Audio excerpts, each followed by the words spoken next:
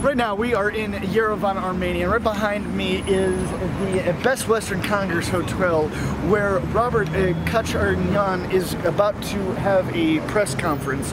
Now, some of you might know that he was actually the president of the Republic of Artsakh, or Nagorno-Karabakh, back in the 90s, and then he actually became the Prime Minister of Armenia from 97 to 98, and then after that he actually became the president of Armenia in 2008, where there was actually a pretty big scandal that he was involved with. He was blamed for the deaths of 10 protesters that were killed while protesting, and he's actually still in a court case, a criminal case.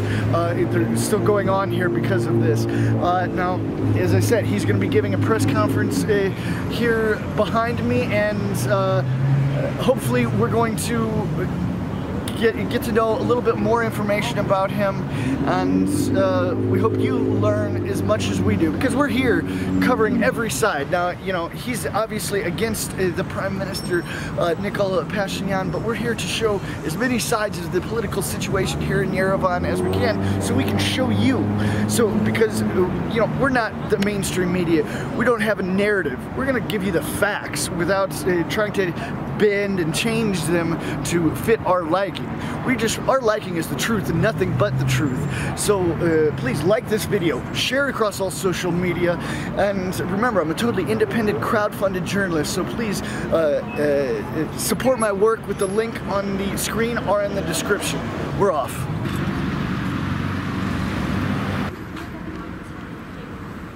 So, just so чисто, вас сказал,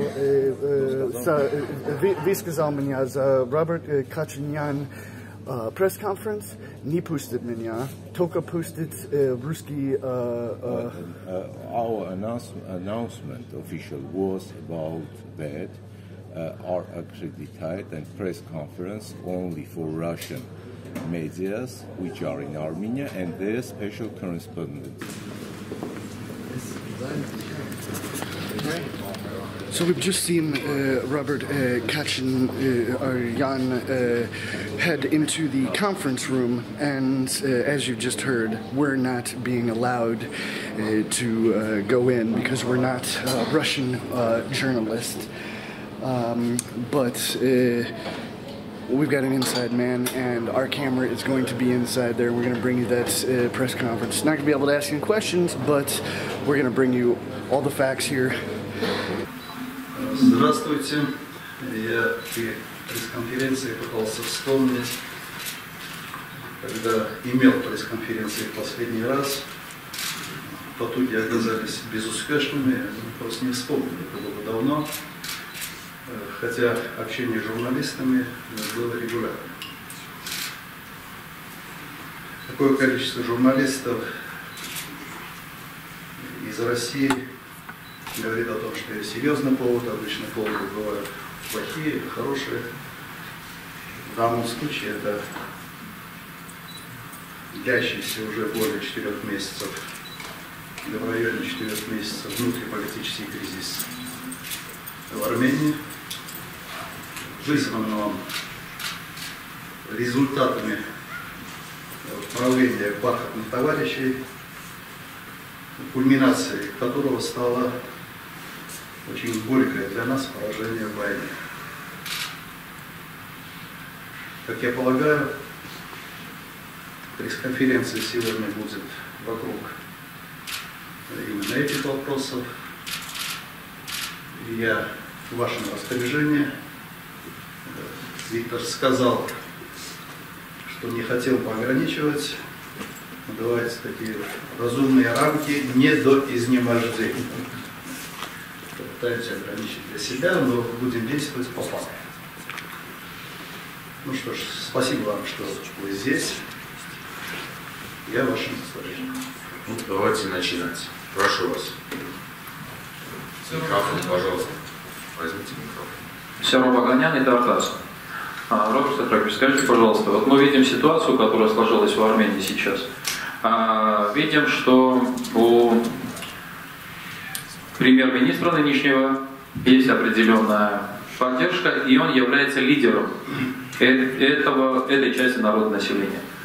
То, что происходит на Баграмяна 26, мы видим, что там сегодня лидера, который может повести за собой ту часть народа, который собирается там, нет.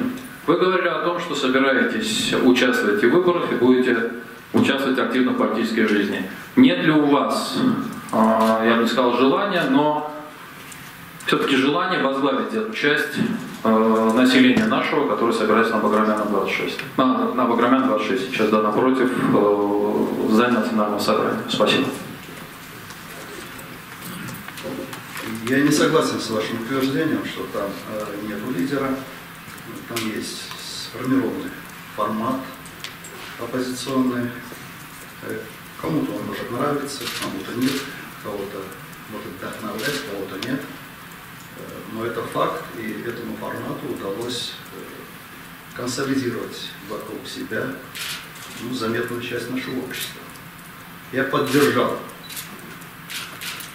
формат, который сегодня возглавил оппозиционное движение. И я не считаю, что сейчас время рассматривать или пересматривать этот формат. Поэтому столько. Вы знаете, я, может, добавлю, Вазнян Мамыкян человек достойный, имеет содержательную биографию. Вы знаете наверняка, он был первым премьер-министром Армении, успешным министром обороны. И самое главное, он сказал, что он готов взять на себя миссию на год, до года во всяком случае, твердо заявил о том, что при реализации этого плана он не намерен участвовать в выборах. Не думаю, что у нас есть много политиков, которые готовы будут это сделать.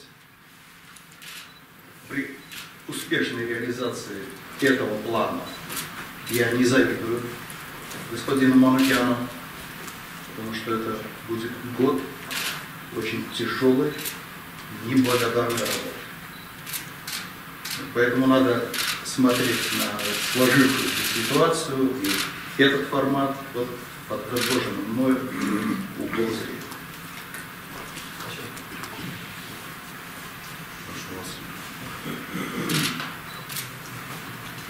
Можно это, да? Хорошо. Можно микрофон? Спасибо. Да, добрый день, агентство РИА Новости, Виноградов Дмитрий. Ну, мы в последнее время, в принципе, с 10 наверное, ноября слышим много жестких обвинений в адрес Николы Пашиняна, да, то есть его оппозиция обвиняет его, что якобы был некий план по сдаче территории Карабаха, значит, в той стороне, да. Вот, и слышим множество конспирологических версий на этот счет. Вот вы как считаете, действительно ли был какой-то план, действительно ли премьера можно называть там теми нехорошими эпитетами, которыми его называют? И какими вы называете? Ну, не хотелось бы повторять. Ну, на Баграмяна там звучат, в общем, вполне определенные эпитеты, которые как бы из этой версии вытекают, что было некое предательство, был некий сговор. И все-таки смысл вопроса. Ну, считаете ли вы, что действительно был некий план по сдаче территорий, по передаче этих районов Азербайджана?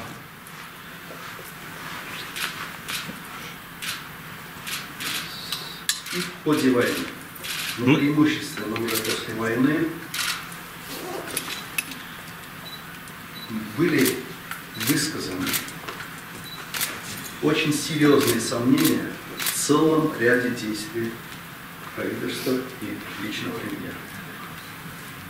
Высказывались они и мной, высказывались они двумя генерал-полковниками, которые почти всю войну были в Карабахе. Высказана точка зрения третьим президентом и массой других людей. Я просто называю статусные такие имена людей, которые понимают, что такое армия, понимают, что такое война, и могут делать выводы на экспертном уровне. Ни на один поставленный вопрос, ни на один пункт, вызывающий серьезные сомнения, не то что вразумительно, нет практически никакого объяснения. Каким заключением пришли бы вы в такой ситуации?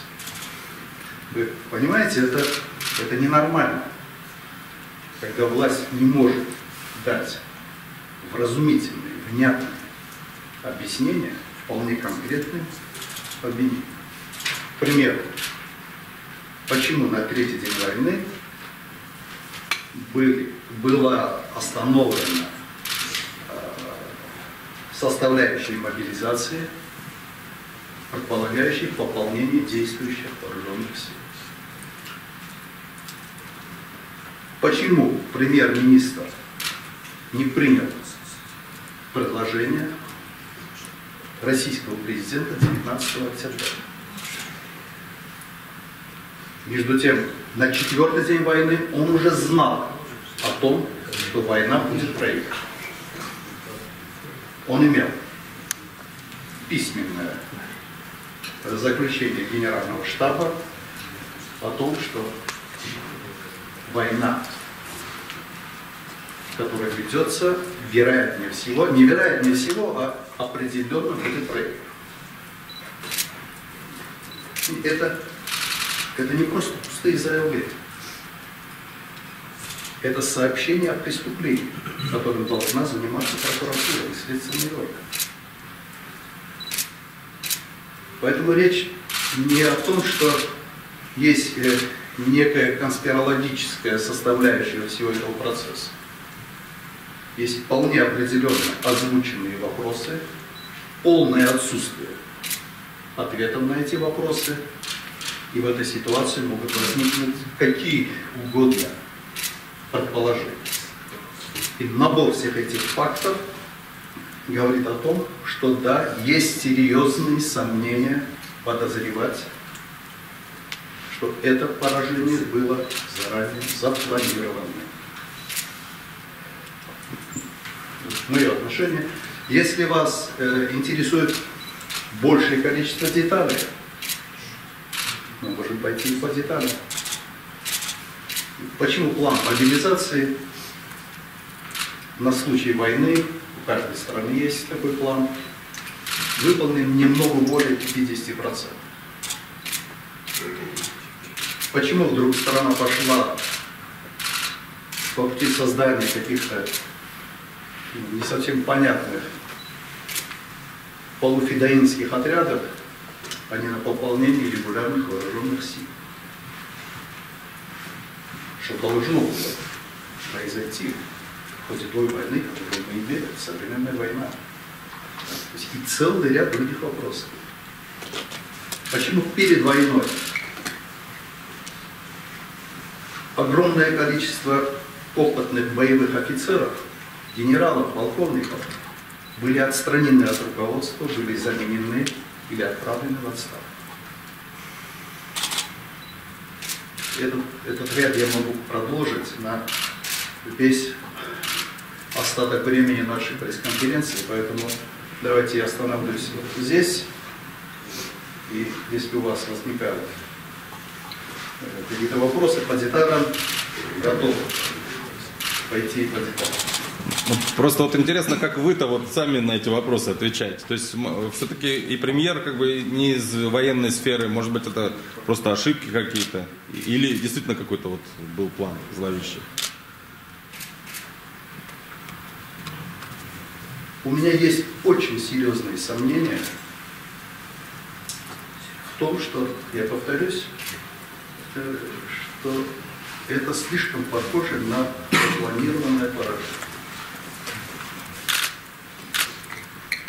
Какая под этим мотивация? Это дело должны расследовать уже следственные органы.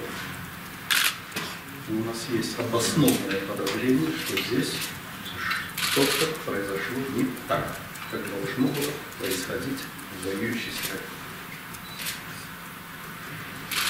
Владимир, прошу.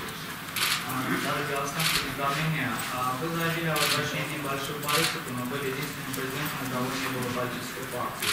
На кого вы намерены опираться? Речь идет о создании новой политической силы или сотрудничества с существующими.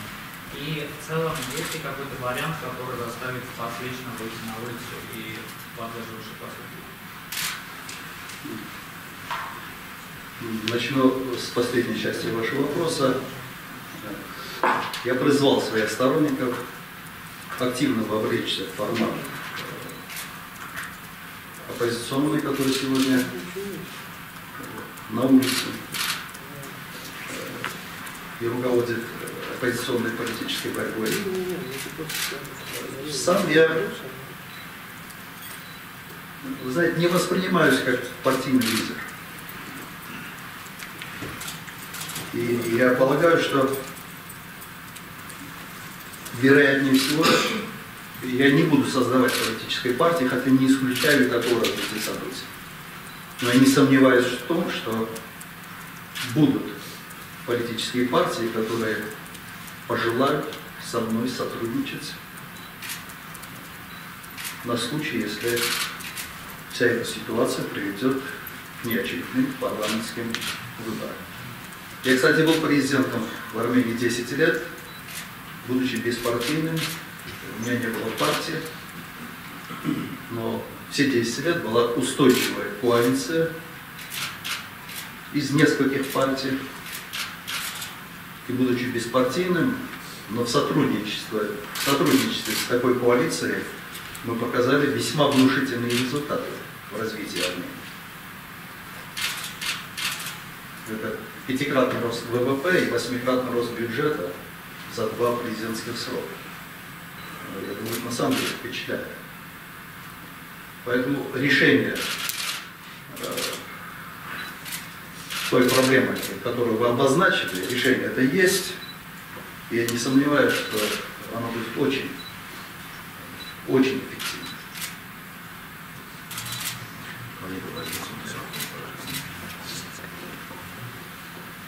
Здравствуйте, Александр Тазунцев, РБК. Роберт Сидракович, отвечая на позапрошлый вопрос, вы перечислили ошибки, которые допустил Никол Пашинян.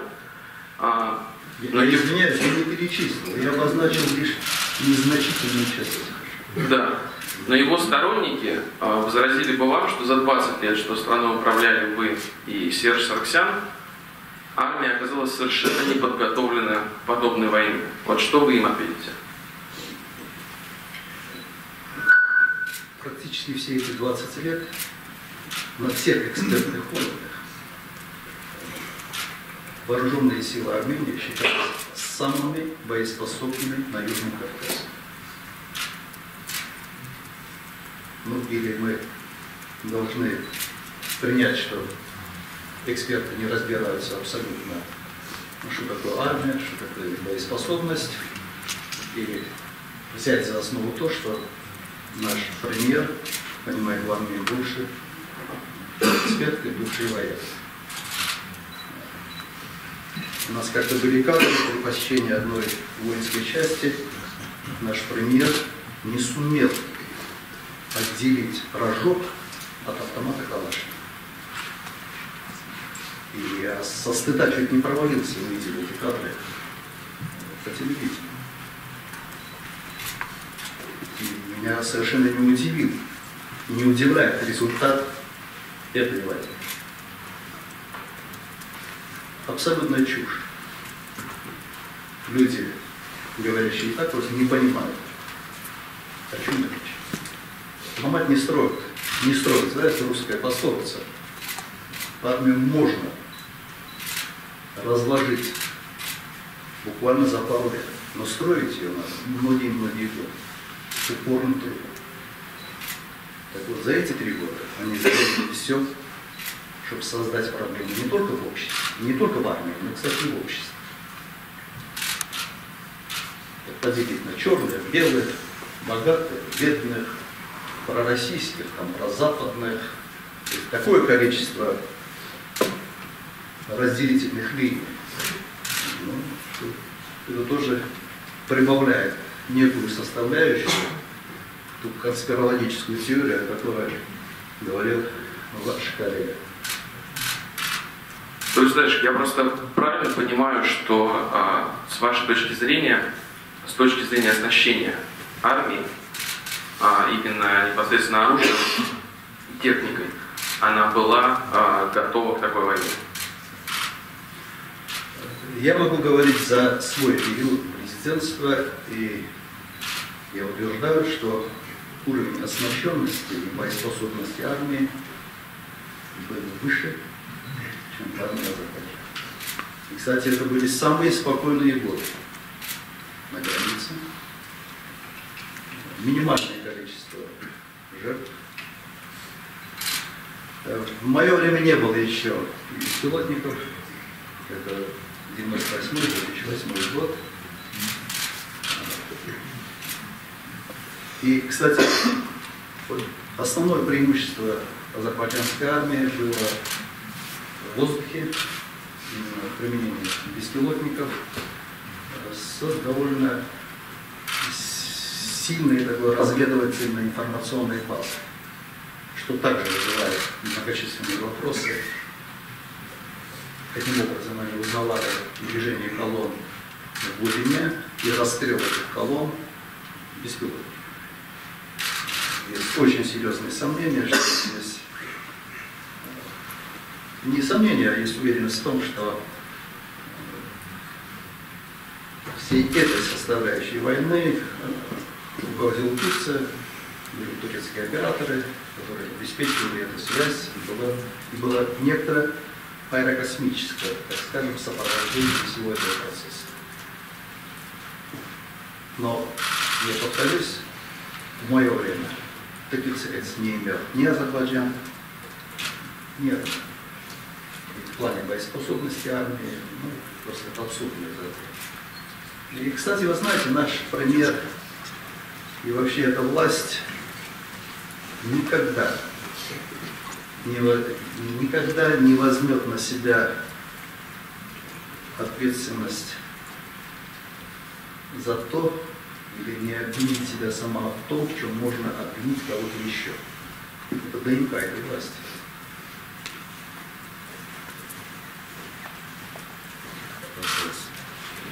Владимир Соловьев, «Коммерсант».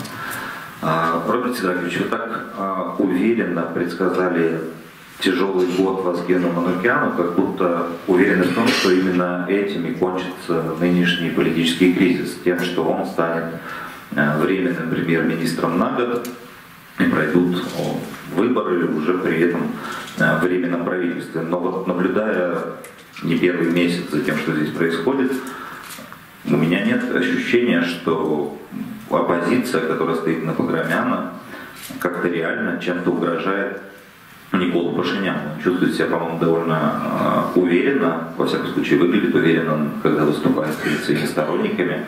За него, очевидно, выходит больше людей, чем в поддержку оппозиции. Вы какой исход, во-первых, почему вы так уверенно говорите о том, что это будет, во-вторых, какой исход этого кризиса вы видите? Через досрочные выборы, при том, что все рычаги останутся у нынешнего правительства, даже если Пашинян скажет, я ухожу в отставку, или какой-то еще сценарий вы рассматриваете. И второй вопрос у меня касается ситуации с Карабахом. Предположим, сбудется все, о чем вы говорите, о чем мечтают люди на Баграмяна, и Пашинян уйдет, и власть сменится, и тогда та создавшаяся после войны ситуация, она каким образом может измениться, и надо ли будет каким-то образом менять? Спасибо.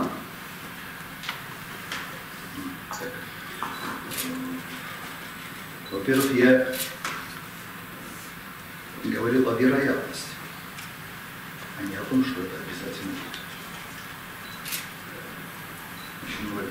Моя манера разговора, возможно, создала у вас впечатление о том, что я пытаюсь на 100% спрогнозировать процесс. Я говорю о том, что есть очень высокая вероятность того, что выборы будут. По какой схеме? По схеме, предложенной оппозицией. либо по другой схеме, ну, покажут процессы или покажут, насколько активна эта борьба идет. Относительно уровня поддержки, я с вами тут просто не соглашусь. 3 дня применения массивного административного ресурса, они отскребали, так скажем, какое-то количество людей, в основном бюджетников. Ну, есть, конечно, прослойка активно поддерживающая действующего премьера, но по их же данным это было порядка 20 тысяч, куда входили и полиция, там, и весь прочий бюджетный люд, который находился на этой площади.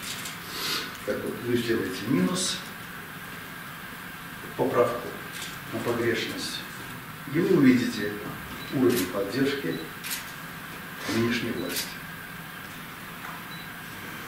На Баграмяне было в этот день приблизительно столько же народа. Проблема в том, что очень много людей сегодня находятся в состоянии апатии и недоверия ко всем. Но это совершенно точно не сторонники нынешней власти.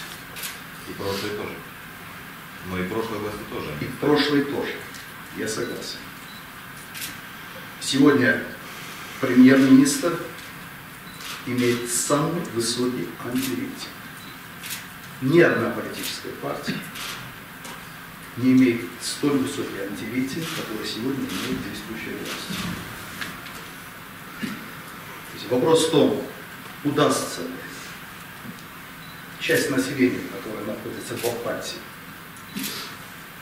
активизировать, привлечь к этой борьбе. Надо, видимо, применять какие-то технологии, может больше энергии, может больше уличной агрессии, потому что люди, которые собираются на Баграмяна, требуют у этого формата активных действий.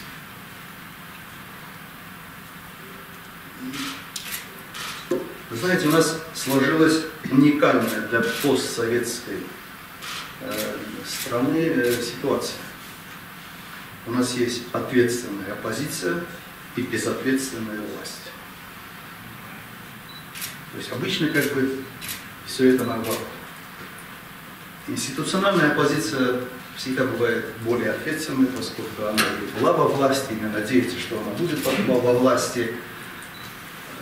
И маргинальная оппозиция, как правило, она безответственна в своих действиях, заявлениях, поскольку есть все-таки внутреннее осознание и понимание того, что во власти они в обозримой перспективе не будут.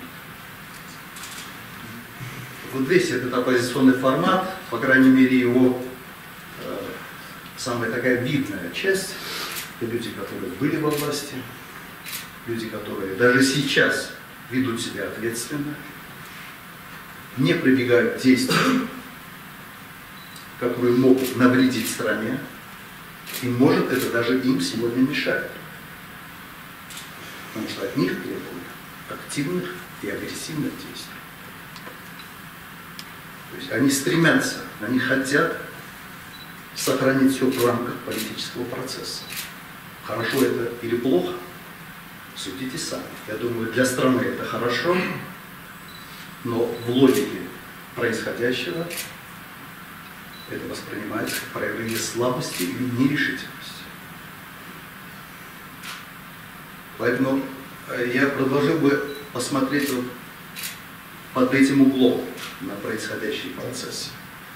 Не то, насколько много людей сегодня поддерживают оппозицию, а то, для какого количества людей нынешняя власть категорически неприятна.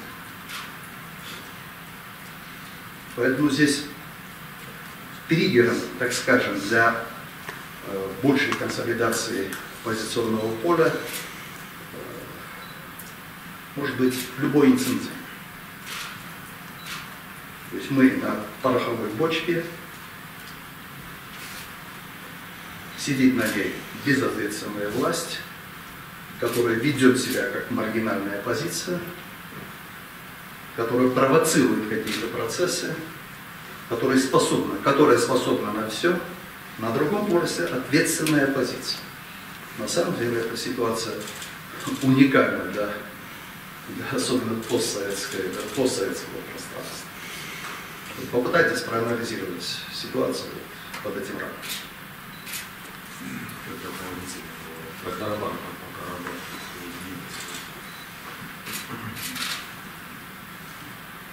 Ну смотрите, нравится ли нам это соглашение? Ну, конечно, не нравится. Но для того, чтобы иметь хорошее соглашение, надо выигрывать войны, или, по крайней мере, в них не проигрывать. Но это соглашение на 1,5 страницы. Такие проблемы не решаются соглашением на 1,5 страницы. Совершенно ясно, что под это соглашение придется наработать массу других документов, регулирующих огромное количество деталей. Я думаю, вот здесь есть очень большое поле для работы, для улучшения. И у меня есть уверенность, что эта власть просто не в состоянии это сделать. Ни интеллектуально, ни профессионально, ни морально. Они просто не в состоянии, вот в том психологическом состоянии, в котором они сегодня находятся, вести достойные переговоры. Если бы они думали о стране, то они просто ушли бы в сторону и оставили бы поле для тех людей, которые в состоянии вести продуктивные переговоры. Вообще, эта власть должна была 10 ноября встать на колени, попросить прощения у народа. И если было бы недостоинство, может и застрелиться.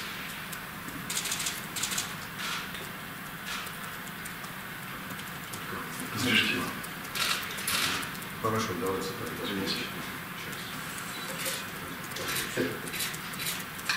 Роберт Драгович. Посмотрел на меня, я вмешался. Роберт Драгович, телеканал «Звезда», меня зовут Владислав.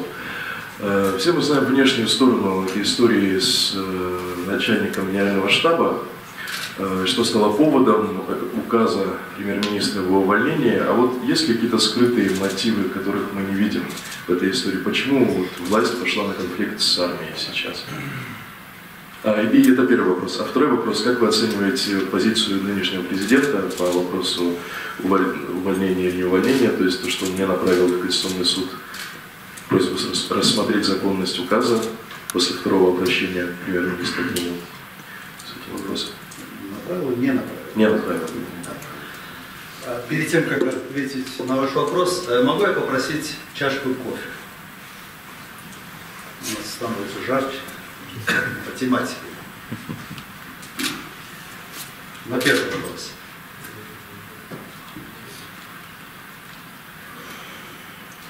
Последний виток напряженности внутриполитической. Чем он вызван? Я не знаю, насколько вы информированы, сколько дней вы здесь находитесь. Может, я просто потрачу пару минут, эту фабулу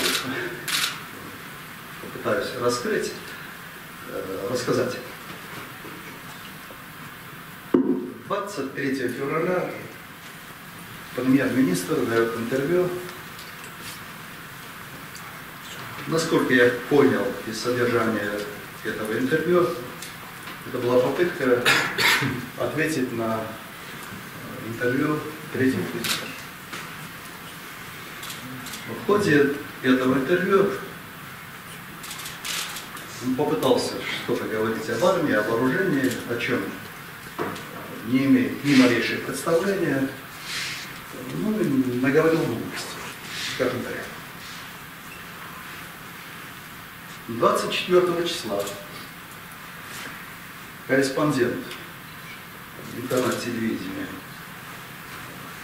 Ереван Тадей, спрашивает у первого заместителя начальника генерального штаба что он думает о этом пресловутом 10% взрыве Искандера. Будучи профессиональным военным, генерал-лейтенант рассмеялся и сказал, что ну, это несерьезно. В тот же день, 24 февраля, последовал указ о его освобождении, который подписывается премьером. 4 месяца назад генерал-лейтенант получил Героя Армении за участие в боевых действиях. 25 числа заявление Генерального штаба, и буквально через заявление, кстати, заявление Генерального штаба это не поддержка той или иной политической силы, это крик о том, что эта власть мешает вооруженным силам выполнять свою конституционную задачу. Я просто напомню статью 14 Конституции Армении, где написано, что вооруженные силы обеспечивают оборону, безопасность, территориальную целостность и нерушимость границ Республики Армения. Вы просто прочтите заявление Генерального штаба, это сообщение о преступлении. Оно буквально говорит о том, что им мешают выполнять именно эту задачу. Причем мешают на системном уровне, систематически. Через несколько дней премьер-министр отказывается от своих рассуждений по поводу Искандера и устами своей пресс-службы говорит о том, что да, он был неправильно информирован, или там странное было такое извинение, но оно звучало в принципе извинение, что сопоставление многих фактов там, и так далее приводит к тому, что он сейчас так не думает. Вы знаете, то есть некий такой круг, генерал-лейтенант освобождается, потому что он сказал, что это несерьезно. Он не подписался под глупостью премьера. Он имел достаточно достоинства этого не сделать. Пошла вся эта чехита событий, и все вернулось к тому, что премьер признает, что он был неправ. Что делают обычно в такой ситуации порядочные люди в такой ситуации? Вот что должен был сделать порядочный человек, имеющий достоинство? Он должен был извиниться перед генерал-лейтенантом Хачатуряном, восстановить его в должности. Он должен был извиниться перед генеральным штабом за то, что он, не разобравшись, делал какие-то шаги. Вот вся эта история. Теперь, вы понимаете, в каком состоянии находится Республика Армения? Потому что в течение 3 лет эта ситуация повторяется вновь и вновь с разными персонажами в разные времена года, то есть регулярно. Это то, что мы имеем. И это, кстати, одна из причин вот такого поражения в этой войне. Потому что власть должна быть прогнозируемой, понятной. Ее действия должны быть логически выверенными, объяснимыми. Иначе все остальное становится таким же непонятным, хаотичным. И управлять страной в таком режиме просто невозможно. Это, кстати, очень такой яркий случай, показывающий, на самом деле, такой неутешительной ситуации находится сегодня Республика Армения. По второй части вопроса, напомню, президенту, почему не подписал. Это вторая проблема.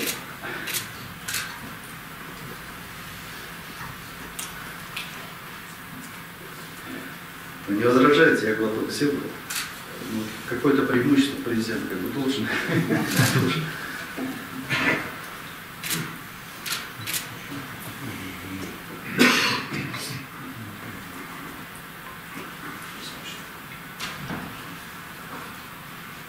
К сожалению, у нас действующая Конституция дает в этой ситуации три варианта развязок, три варианта действий для президента. Один вариант — это он соглашается, подписывает указ. Второй вариант — он не подписывает указ, но со второго круга как бы это входит в законную силу. И третий вариант — он пытается найти решение в правовом поле. Первые два варианта фактически это варианты, когда он соглашается с премьером. В одном случае он соглашается это публично, в другом случае он говорит: ну, как бы, ребята, это дело нехорошее, я как бы в стороне, но я не против. И я просто убежден, что вот такого варианта президент не должен. Он должен четко определяться. Он за или против. И, по крайней мере, высказать свою точку зрения ему никакая Конституция запретить не может. Я бы вообще эту строку, это конституционное право я ограничил. Да? То есть решай. Или соглашайся, или решай вопрос правового. Что сейчас происходит? Оппозиция настаивает на том, что пошли в Конституционный суд, и пусть эта ситуация разрешится в правовом поле. Что тут неправильно? Может кто-то мне внятно объяснить, что тут неправильно? Тем более вся эта история, ну, по большому существу, она выдумана примером. Спираль это закрутилась. Из-за его непродуманных, необдуманных, поспешных действий. И все об этом знают. Должен президент проявить твердость характера и встать на стороне права? Или не должен? Там пошли угрозы там, импичмента там, и так далее, и так далее. Да, ну, можно жить спокойной жизнью. Но если вся страна у тебя бурлит, ты как президент страны имеешь право жить спокойной жизнью? Вот мое отношение. Я считаю, что президент должен проявить характер. Если у него нет достаточно полномочий остановить все это, он должен направить это на решение правовой плоскости. То есть Конституционный суд. Вот моя точка зрения. Армен Усипянц, телерадиокомпания «Мир». Роберт Саградович, то, что сегодня происходит в Армении, нынешний кризис, как вы отметили, страна бурлит, как все это отражается на жизни всего региона? И второй вопрос, если можно, в своем недавнем интервью вы отметили, что Армении стоит серьезно подумать о более глубоком взаимодействии с Россией. Что это означает? Раскройте, пожалуйста, скобки. Спасибо. Я затрудняюсь дать квалифицированную оценку, как это отражается на всем регионе, поскольку процессы идут